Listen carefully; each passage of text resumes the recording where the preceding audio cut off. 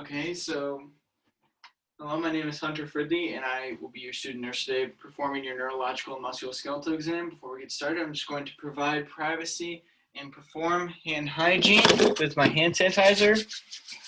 I just have some questions to ask you before we get started. So can you tell me your name? Mackenzie Ridley. Do you know where you are right now? Home. Do you know why you're here today? For health exam. And do you know what month it is? November. Okay, so I'm here with Mackenzie Fridley. She's alert and oriented ×4. So now I just have some more questions. Do you have any history of trauma, such as been in a car accident? No. Have you noticed any joint pain? No. Have you noticed any muscle pain? No. Have you had any weakness? No. And then have you noticed any numbness or tingling? Mm-mm. Okay, so now I'm going to move on to the neurological exam. So I'm going to be starting by checking cranial nerves 3, 4, and 6, the oculomotor, abducens, and trochlear. So I'm going to begin by checking her pupil size against my pen light here. So we're going to be checking, and currently her pupil size is right around 5 millimeters, which is normal because it's night out. Each pupil is equal on each side and is round in shape. So now I'm going to be checking reactivity. So I'm just going to just look forward.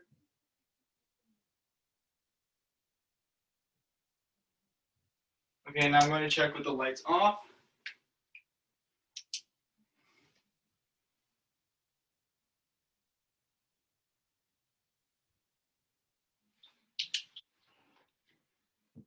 And now I'm going to be checking accommodation. So just look forward.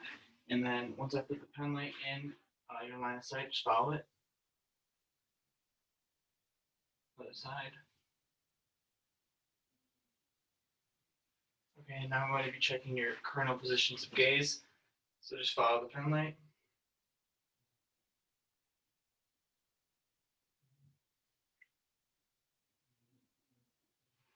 Okay, Mackenzie showed all signs of Perla. She accommodated normally and could follow the cardinal signs of gaze. So that shows that cranial nerves 3, 4, and 6 are intact. Now I'm going to be moving on to the trigeminal nerve, cranial nerve number 5, by palpating her masseter muscles. So you just open your mouth and then close it. She appears to have cranial nerve 5 intact. She could open her mouth equally, and the masseter muscles are opened equally on each side. So now we're going to be moving on to the facial nerve, cranial nerve number 7. So what I'm going to have you do is raise your eyebrows, then you can put them back down, and then puff your cheeks out, and then smile. Okay, she has no signs of drooping on either side of her face, showing that the facial nerve is intact and equal on both sides of her face. So now we're going to be moving on to the cranial nerve 11, which is the spinal accessory nerve. So what I'm going to do is I'm going to put pressure down her shoulders and try to push them up. Okay, she had muscle strength 5, showing that her spinal accessory nerve is intact. And for the cranial nerve number 12, the hypoglossal nerve, what I'm going to have you do is just stick out your tongue, and then you can put it back in. And her tongue does follow the midline, showing that cranial nerve number 12 is intact.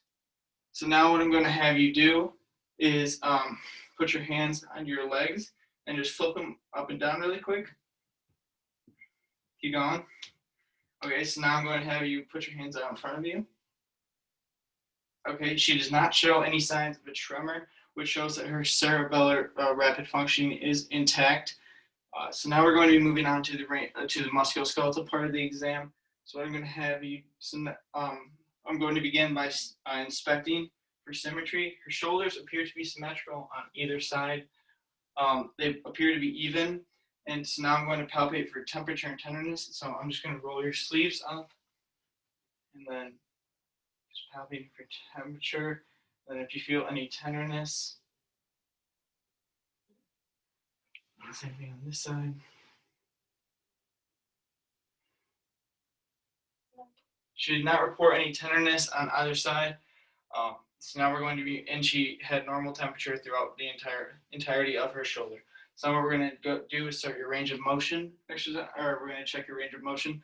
So I'm going to have you start by performing forward flexion, so moving your arms up and then moving them down. And then I'm going to have you put your arms like this and then go up to the sky and then down. That was checking abduction and adduction. And then put your arms out in front to the side like this and then rotate them. And she appears to have full range of motion of her shoulders. So now we're going to be moving on to her elbows. So if you can put your arms out a little bit for me to check. I'm going to be inspecting for color and swelling on either side. She has no signs of pallor on her elbows. So now I'm going to be moving on to palpating for tenderness.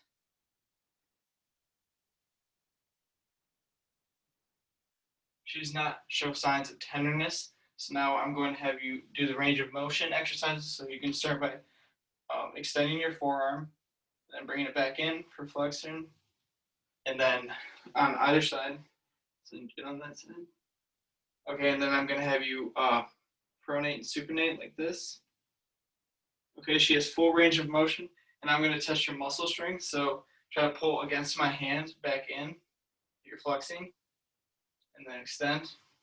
So, Same way? yep. And same thing on this arm. So pull in, and then push out. She has grade 5 muscle strength and full range of motion in her elbows. So we're going to move on to your wrist and hands. So I'm going to begin by inspecting for color and swelling on both sides. They appear to have full color throughout the entirety of her hands and wrists. She does not show to have any swelling, so I'm going to palpate for tenderness.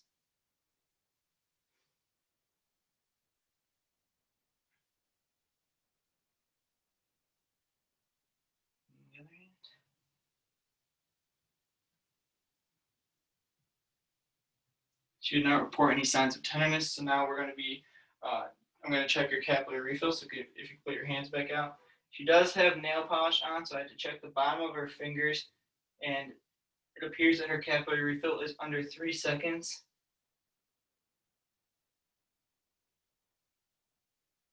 On both hands.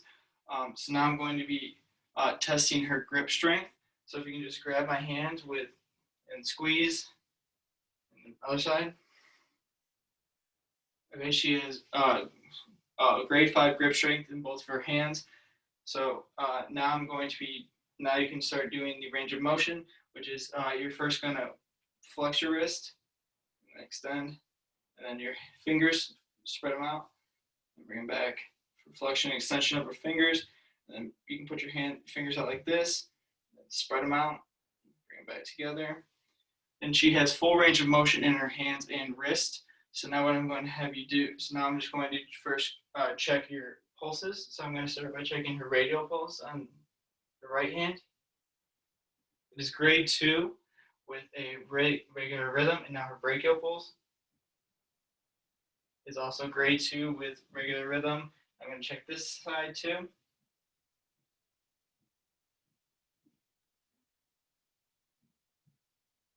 And both of those had regular rhythm with grade 2 plus on her left arm as well.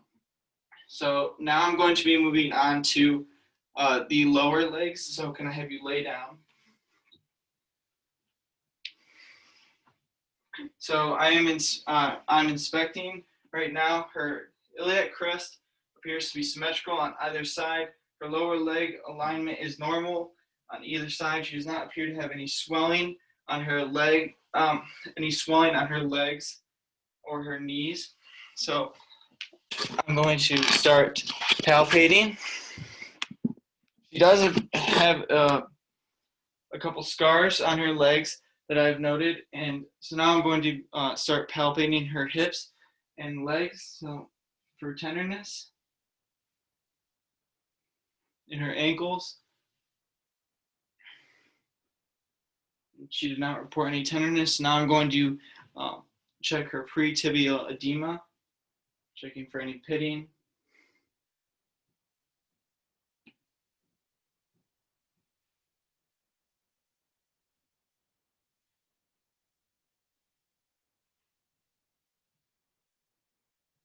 She did not appear to have any pitting in her legs. So now I'm going to be checking for her capillary refill.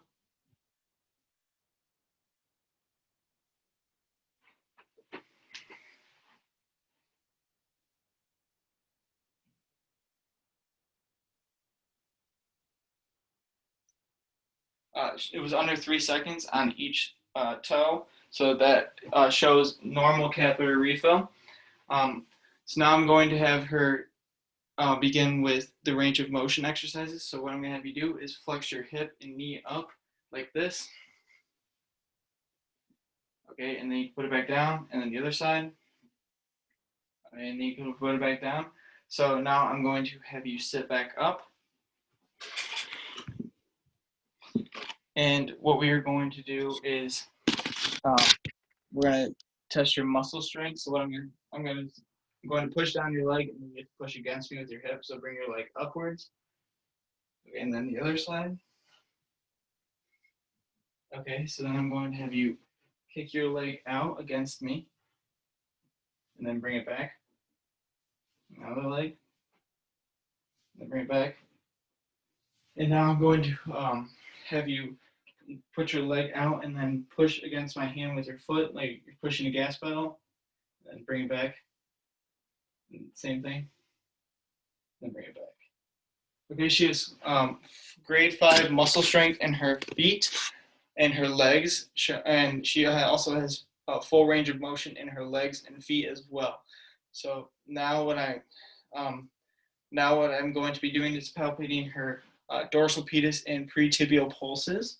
So I'm just going to be quickly checking here.